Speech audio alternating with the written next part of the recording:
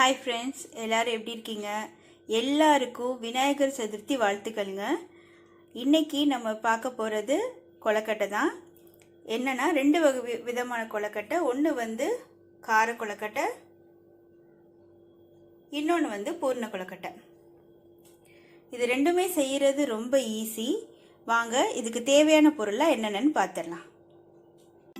இதுவரைக்கும் நம்ம சேனலை சப்ஸ்கிரைப் பண்ணாதவங்க சப்ஸ்கிரைப் பண்ணிடுங்க. கூடவே அந்த பெல் ஐக்கானையும் கிளிக் பண்ணிடுங்க. வாங்க இப்போ வீடியோக்குள்ள போலாம். பூரண கொலக்கட்டைக்கு தேவையான பொருள்லாம் என்னென்னு பார்த்துடலாம். அரிசி மாவு 1 கப் எடுத்து வச்சிருக்கேன். வெல்லம் தேவையான அளவு, துருவி தேங்காய், உப்பு. இந்த உப்பு தான் மாவில் போட்டு பிசைய போகிறோம். ஏலக்காய் தூள், நல்லெண்ணெய். இப்போ இந்த பொருளெல்லாம் பயன்படுத்தி பூரண கொலக்கட்டை செய்யலாம் வாங்க. அரிசி மாவை ஒரு பாத்திரத்தில் கொட்டிட்டு தேவையான அளவு தண்ணி ஊற்றிக்கோங்க.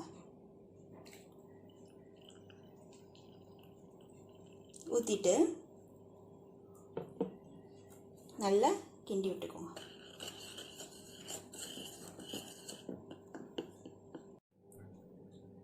இப்போ இது கூட எடுத்து வச்சிருந்தோம் இல்லையா உப்பு, அதையும் சேர்த்துக்கணும்.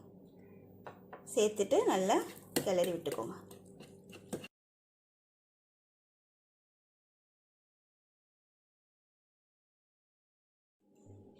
இப்போ அடுப்பை பற்ற வச்சிடலாம். கடாய் எடுத்து வச்சிடலாம். இப்போ நல்லெண்ணெய் ஊற்றிடுங்க.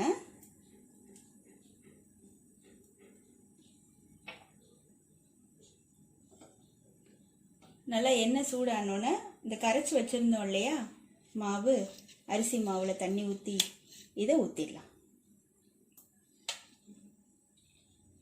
இப்போ எண்ணெய் ஓரளவுக்கு சூடாயிடுச்சு. சிம்மில் வச்சுட்டு அந்த இதை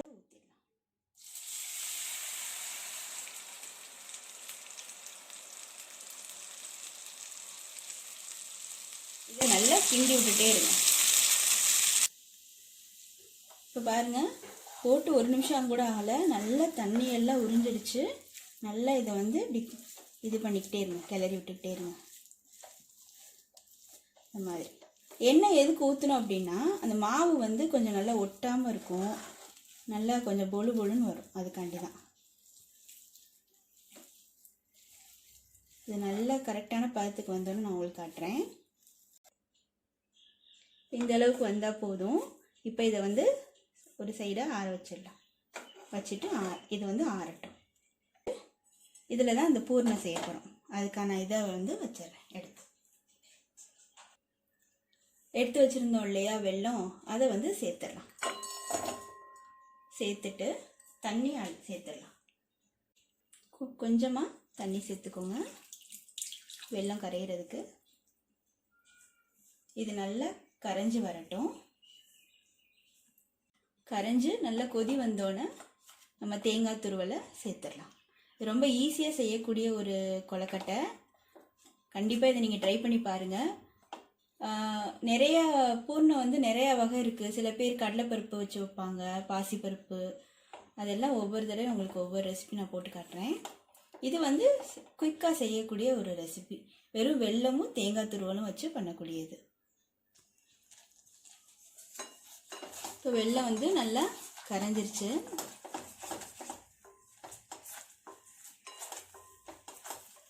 இப்போ வந்து தேங்காய் துருவலை சேர்த்துடலாம். எடுத்து வச்சுருந்தோம் இல்லையா தேங்காய் துருவல், அதை சேர்த்துருங்க. அதையும் சேர்த்துட்டு நல்லா கிளறி விட்டுருங்க.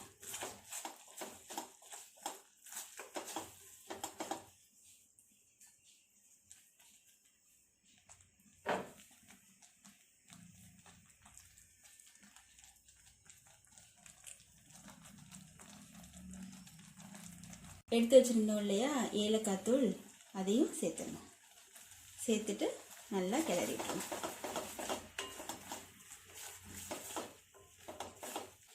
இது கொஞ்சம் இப்போ வந்து பாருங்கள், இப்போ இலக்கமாக இருக்குது. கொஞ்சம் இறுக்கமாக இருக்கும்போது நம்ம இறக்கிடலாம். ரொம்ப இறுக விட்டுறாதீங்க, அப்புறம் வந்து நல்லா இருக்காது பூர்ணம். ஏன்னா பாகு இருக்கிறனால கொஞ்சம் இறுக்கம் கொடுக்கும். அதனால் கொஞ்சமாக இறுக்கமாக இருக்கும்போது நம்ம ஸ்டவ் அமர்த்திடலாம். இப்போ இந்தளவு போதும், இந்த இறுக்கம் போதும். ஏன்னா இது ஆறினோன்னு இன்னும் கொஞ்சம் இறுக்கம் கொடுக்கும். இப்போ இந்த ஸ்டேஜில் ஸ்டவ்வை அமர்த்திடலாம்.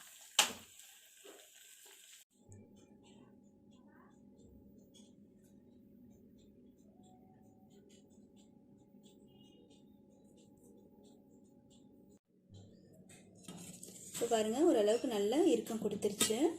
இப்போ மாவும் வந்து நம்ம பிசைஞ்சு எடுத்து வச்சாச்சு. இப்போ வந்து கொழுக்கட்டை நம்ம செய்ய ஆரம்பிச்சிடலாம். இன்றைக்கி வந்து நான் இந்த மோல்டு இருக்கு இல்லையா, இதை வச்சு தான் நான் இன்றைக்கி பண்ண போகிறேன். நான் உங்களுக்கு பண்ணிவிட்டு காட்டுறேன். இப்போ இந்த இதில் வந்து நல்லா 2 பக்கமும் எண்ணெய் தேய்ச்சிக்கோங்க. எண்ணெய் தேய்ச்சிட்டு மாவு எடுத்துக்கோங்க.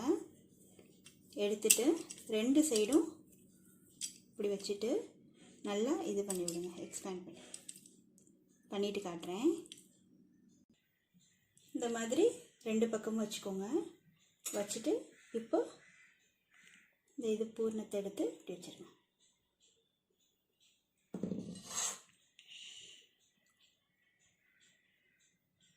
வச்சுட்டு இதை நல்லா இப்படி ப்ரெஸ் பண்ணி விட்டுருங்க. இந்த எக்ஸஸாக இருக்கிறத எடுத்துருங்க.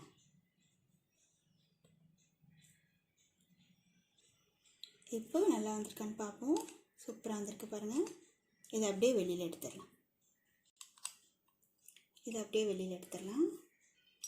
இதை பாருங்கள். ஸோ இதை வேக வச்சு எடுத்துடலாம். இப்போ எல்லாத்தையும் செஞ்சுட்டு நான் உங்களுக்கு காட்டுறேன். இப்போ எல்லாம் கொழுக்கட்டை பிடிச்சாச்சு. இப்போ இதை வந்து இட்லி பாத்திரத்தில் வேக வச்சு எடுத்துடலாம்.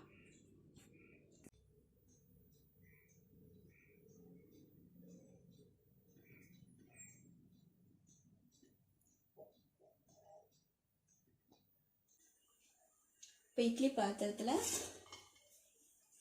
வச்சிடலாம். தண்ணி ஊற்றிருக்கேன். இட்லி தட்டில் லேசாக எண்ணெய் அந்த தட்டில் தடவிட்டு கொழுக்கட்டையை வச்சுட்டேன். இது ஒரு 3 நிமிஷம் வேகட்டும். இப்போ 3 நிமிஷம் ஆச்சு.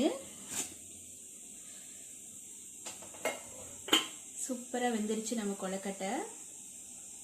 இப்போ இது சர்விங் பவுலுக்கு மாற்றிட்டு நான் காட்டுறேன். இப்போ வந்து அதிலே கொஞ்சம் மாவை எடுத்து இந்த மாதிரி உருண்டையாக பிடிச்சிட்டேன். இது எதுக்குன்னா கார கொழுக்கட்டை செய்யலாம் அப்படிங்கிறதுக்காண்டி. அதையும் நான் உங்களுக்கு எப்படிங்கிறத செஞ்சு காட்டுறேன். இதே என்ன பண்ணணும்னா இட்லி தட்டில் போட்டு ஒரு 3 நிமிஷம் வேக விட்டுருங்க. வேக விட்டதுக்கப்புறம் நம்ம இதை தாளித்து எடுத்தால் போதும். இதையும் வந்து இட்லி பாத்திரத்தில் வச்சுட்டேன். இப்போ இதையும் ஒரு 3 நிமிஷம் நல்லா வேக வச்சு எடுத்துடலாம்.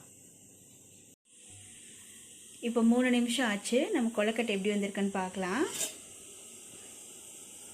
சூப்பராக வெந்துருச்சு. இப்போ இதை அடுத்து தாளிச்சிட வேண்டியதுதான். நான் இன்றைக்கி நல்லெண்ணெய் தான் சேர்க்க போகிறேன். நல்லெண்ணெய் ஊற்றிக்கோங்க.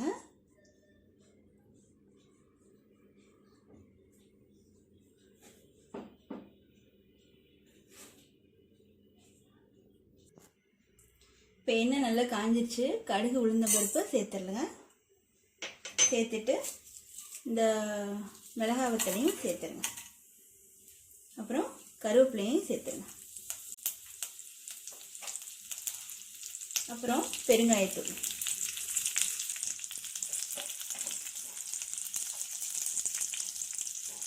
இந்த உளுந்தெல்லாம் நல்லா கடிக்கிறதுக்கு நல்லா கிறிஸ்பியாக இருக்கணும். அதுவரை நல்லா இது பண்ணுங்க. இப்போ இந்த உருண்டை பிடிச்சி வச்சுருந்தோம் இல்லையா கொழுக்கட்டை, இதை வந்து இதில் சேர்த்துடலாம்.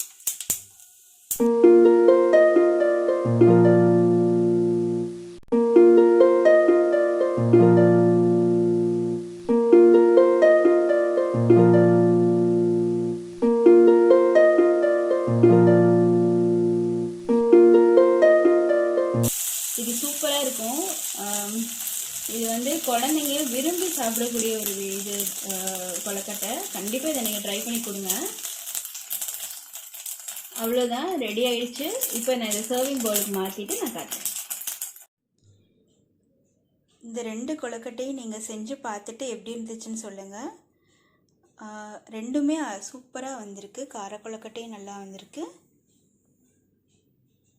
இனிப்பு கொழுக்கட்டையும் நல்லா வந்திருக்கு. கண்டிப்பாக இதை நீங்கள் ட்ரை பண்ணி பாருங்கள். பார்த்துட்டு எப்படி இருந்துச்சுன்னு சொல்லுங்கள். எங்கள் சேனலை லைக் பண்ணுங்கள், ஷேர் பண்ணுங்கள், சப்ஸ்கிரைப் பண்ணுங்கள். எங்கள் ஃபேமிலி மெம்பர்ஸ் சார்பாக எல்லாருக்கும் விநாயகர் சதுர்த்தி வாழ்த்துக்கள். தேங்க்யூ. இது வரைக்கும் நம்ம சேனலை சப்ஸ்கிரைப் பண்ணாதவங்க சப்ஸ்கிரைப் பண்ணிடுங்க. கூடவே அந்த பெல் ஐக்கானையும் கிளிக் பண்ணிடுங்க.